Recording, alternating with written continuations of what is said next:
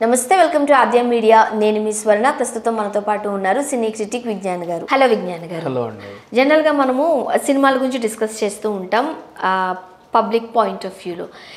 ఇప్పుడు ఎక్కువగా వివేక హత్యకి సంబంధించి వచ్చింది కాబట్టి కామన్ పీపుల్కి ఒకసారి మనం డిస్కస్ చేసుకుందాం. ఇప్పుడు వివేక హత్య అయితే జరిగింది, ఎవరు చేశారు ఎలా చేశారు అన్న రీజన్స్ పక్కన పెడితే వివేక మర్డర్ అయితే నడిచింది. ఇప్పుడు దీంట్లో పోలీసులు చెప్తున్న ప్రకారం లేకపోతే సిబిఐ చెప్తున్న ప్రకారం అవినాష్ రెడ్డి ఇందులో ఉన్నాడు అని అంటున్నారు.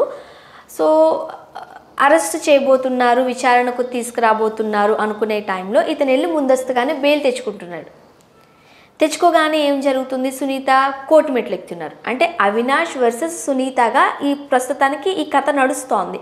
మీరేం చెప్తారు మీ పాయింట్ ఆఫ్ వ్యూలో? ఫస్ట్ యాక్చువల్గా వివేక హత్య జరిగిన తర్వాత నా అభిప్రాయం నేను చెప్తాను. ముందు ఒకసారి అనాలిసిస్ చూసుకుందాం.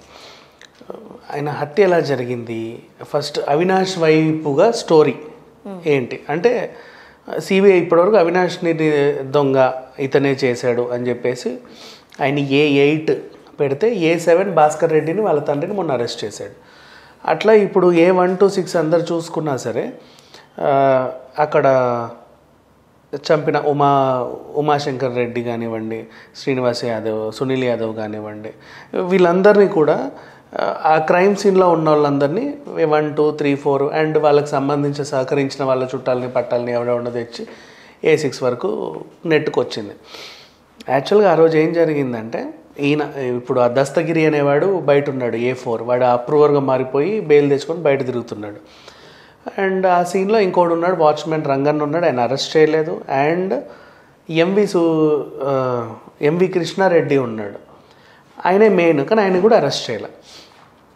జరిగిన సిచ్యువేషన్ ఇది. వీళ్ళు చెప్పేది ఏంటంటే దస్తగిరి చెప్పిన సిచ్యువేషన్ ఏంటంటే ఆ రోజు 11 గంటలకు ఆయన వచ్చాడు లోపలికి.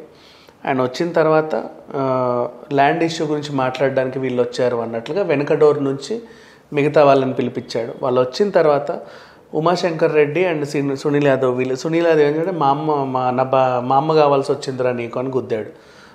ఇటు మొహం మీద గుద్దితే ఉమాశంకర్ కూడా ఆయన మీద కూర్చొని బాగా కొట్టాడు, ఇదేంటి నా పిల్లం కావాల్సి వచ్చిందిరా నీకు అంటే అక్రమ సంబంధాల కారణంగా ఈయన చంపేసినట్లుగా ఇప్పుడు చిత్రీకరిస్తున్నారు కదా. ఇప్పుడు సిచ్యువేషన్ బట్టి అట్లా అర్థమైంది, అక్రమ సంబంధాల వల్ల నా పిల్లాన్ని ఏదో చేసావు, నీకు అది కావాలని వీడు, అది కావాలని వీడు.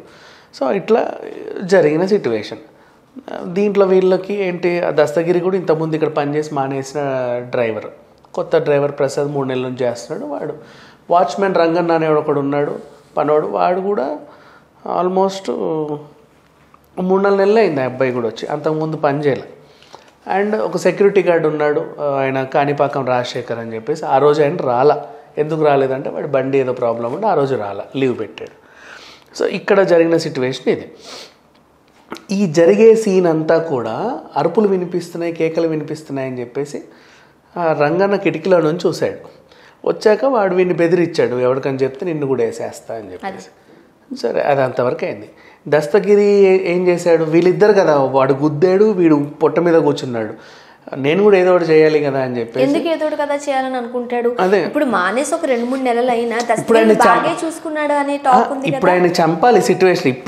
ఇప్పుడు ఈ సీన్లో నేను చంపాలి, ఓకేనా. వీళ్ళిద్దరు మోటివ్ ఒకటి, వీడి మోటివ్ డబ్బులు, చంపితే నాకు డబ్బులు ఇస్తామన్నారు, అంతే, 5 కోట్లు ఇస్తామన్నారు.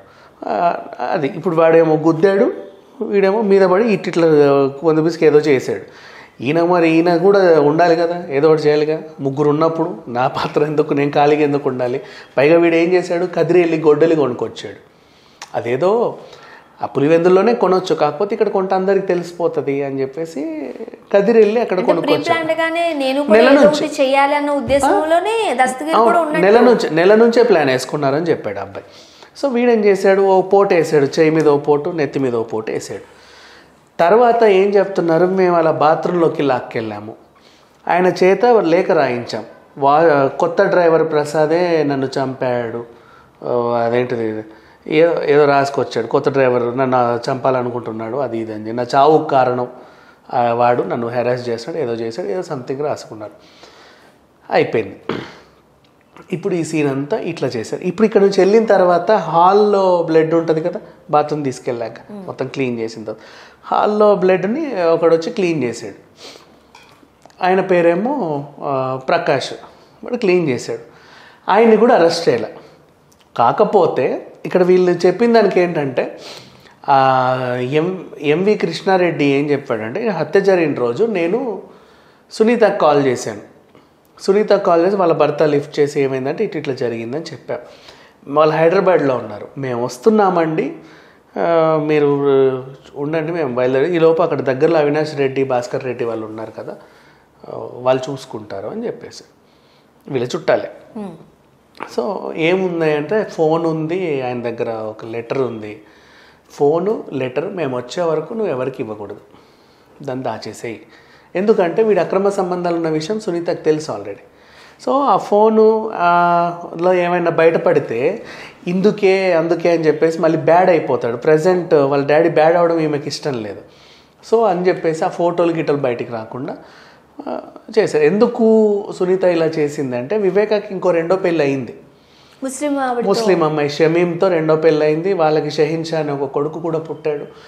ఆ పిల్లని వీళ్ళని ప్రేమించే పెళ్లి చేసుకున్నాడు. ఈ దగ్గర జరిగింది. ఎలా ప్రేమించాడు అంటే అది ఆమె చెప్పింది. ఆమె ఉద్యోగరీత్యా రెడ్డిస్ ల్యాబ్లో జాబ్ కోసము వెళ్తే, ఎప్పుడు ఆమె సంబంధం లేనప్పుడు ఆ రెడ్డిస్ ల్యాబ్ వాళ్ళు ఏమన్నారంటే ఏదైనా రికమెండేషన్ లెటర్ తీసుకెళ్ళని ఎవడో సలహా ఇచ్చాడు. ఈమె వాళ్ళ అక్క గౌసియా వాళ్ళ భర్త అహ్మద్కి ఏం చెప్పిందంటే, బావా ఇట్లా ఇది అడుగుతున్నారు, నీకేమైనా తెలిసిన వాళ్ళు? అయ్యో లేదు, వివేకానంద రెడ్డి గారు మనకు బాగా క్లోజు, నేను అడిగితే రికమెండేషన్ ఇస్తారని చెప్పి ఆయన ఒక ఉత్తరం రాసి ఇచ్చాడు. ఈమె అది పట్టుకొని వెళ్ళింది. అయినా జాబ్ రాలా, లాస్ట్లో ఉంది ఈమె సెలక్షన్లో. మళ్ళీ ఫోన్ చేసి చెప్పింది, ఇట్లా అవ్వట్లేదు పని, మరి ఏంటి రికమెండేషన్ అంటే, ఒకసారి చెప్పి చూస్తానని చెప్పి ఆయనకు మళ్ళీ చెప్పాడు.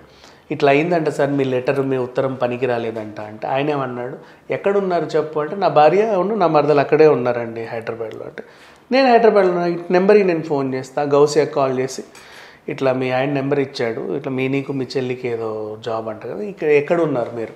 రెడ్డి ల్యాబ్లోనే ఉన్నామండి. సరే నేను వస్తున్నా. ఈయన వెళ్ళాడు ఎంపీ. కానీ వివేకా గారికి మంచి పేరు ఉంది. ఆయన పులివెందులలో ఉన్నప్పుడు కూడా ఎవరికైనా ఏదైనా సాయం కావాలి అని అంటే చెప్పి చేయించేవారు కాదంట. వాళ్ళని కార్లో ఎక్కించుకుని ఆ పని కంప్లీట్ చేయించి, ఓకేనా నువ్వు హ్యాపీ అని, ఒకవేళ ఊరి నుండి వస్తే వాళ్ళ చేతిలో కొన్ని డబ్బులు పెట్టి జాగ్రత్తగా వెళ్ళు అని చెప్పే, అంటే ఆ స్వభావం వివేకా గారికి ముందు నుంచే ఉందంట. సో ముందు నుంచే ఉంది. ఈయన వెళ్ళాడు, కార్లో వెళ్ళి దగ్గరుండి చూసుకొని లోపలికి, మీరు ఇక్కడే కూర్చోండి నేను వెళ్ళి మాట్లాడేసి లోపలికి వెళ్ళి మాట్లాడేసి వచ్చి ఆమెకి మీ జాబ్ కన్ఫర్మ్ అమ్మా అని చెప్పేశాడు.